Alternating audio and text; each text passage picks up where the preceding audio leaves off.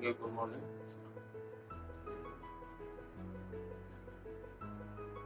जैसा कि पिछले दिन हम लोग संधि के बारे में पढ़े, आज हम लोग समास के बारे में कुछ अध्ययन करेंगे। सबसे पहले आता है समास। समास किसे कहते हैं या समास की परिभाषा क्या है?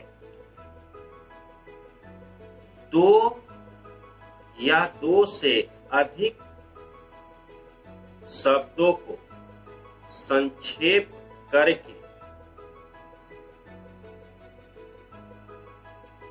मिलाकर एक शब्द करने को समास कहते हैं। दो या दो से अधिक शब्दों को संक्षेप करके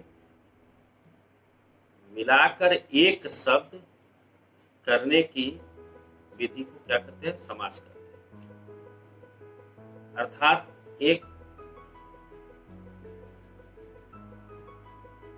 अब समास के कितने भेद हैं? तो समास के 6 भेद। पहला तत्पुरुष, दूसरा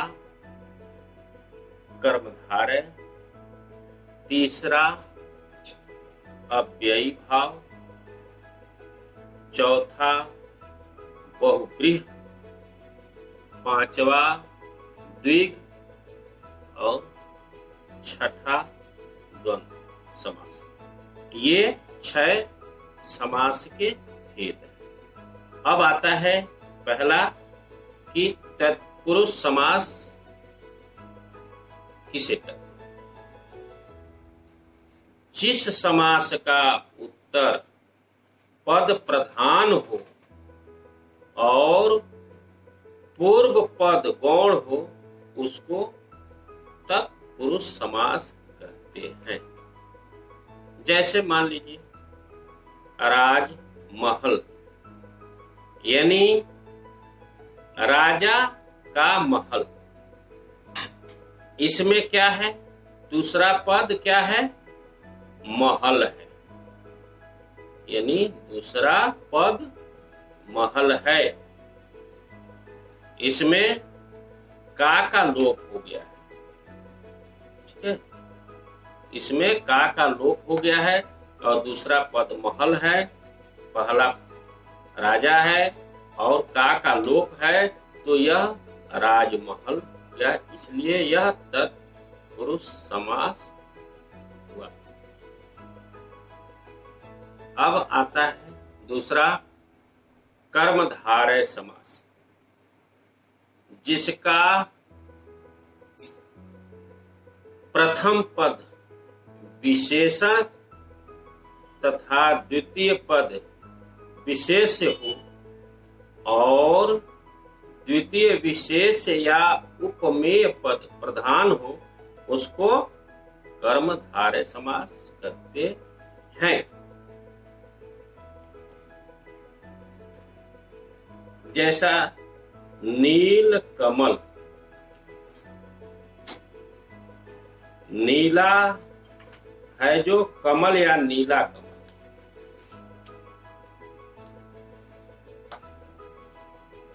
आगे आता है अव्ययी भाव समास, जिसका पूर्व पद अव्यय हो तथा उसके योग से बने समस्त पद को अव्ययी भाव कहते हैं। जैसे यथाशक्ति यानी शक्ति के अनुसार, प्रतिदिन, अनुरूप, ये अव्ययी भाव समास के उदाहरण हैं।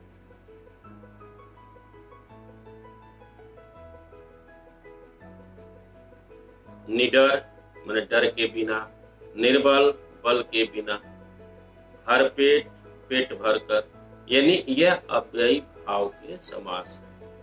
चौथा आता है बहुब्रीहि समास, जिसके दोनों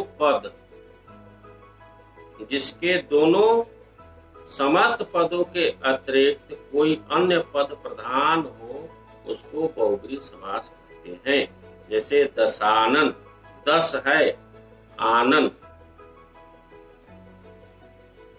नीलकंठ, नीला है कंठ।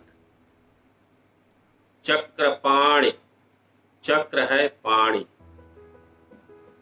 पीतांबर, पीत है अंबर। ये बहुब्रीहि समास के उदाहरण। अब आता है द्विग समास, जिसका पूर्व पद संख्यावाचक हो उसको द्विग समास कहते हैं। जिसका पूर्व पद संख्यावाचक हो उसको द्विग समास कहते हैं। जैसे में त्रिभुज यानी तीन भुजाओं का समूह। चौराहा, चार राहों का समूह। नवग्रह, नौ ग्रहों का समूह। त्रिलोक, तीन लोकों का समूह। चौमासा, चार मासों का समूह। ये सब द्विग समास में आते हैं। अगला छठा होता है द्वंद्व समास, जिसमें दोनों पद प्रधान हो और उनमें और शब्द लुप्त हो। उनमें और शब्द लुप्त हो उसको द्वंद्व समास कहते हैं। द्वंद्व का शाब्दिक अर्थ होता है जोड़ा। द्वंद्व समास में शब्दों का जोड़ा होता है। जैसे माता पिता, पाप पुण्य, अन्न जल, राजा रंक, ऊंच नीच, नर नारी, यह जोड़े शब्द होते हैं। अतः यह द्वंद्व समास कहलाता है। इस प्रकार आज हम लोग समास पर चर्चा किए। अब आगे हम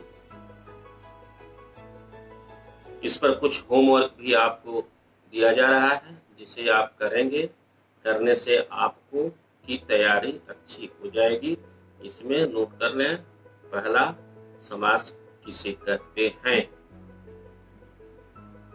दूसरा, संधि और समास में क्या अंतर होता है।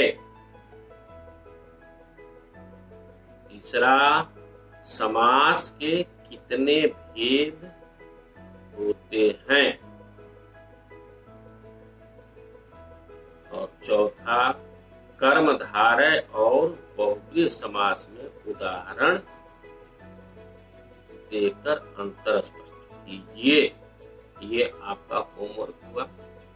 इस होमवर्क की तैयारी अच्छे से कर लीजिए, जिससे कि आपकी तैयारी अच्छे हो जाए।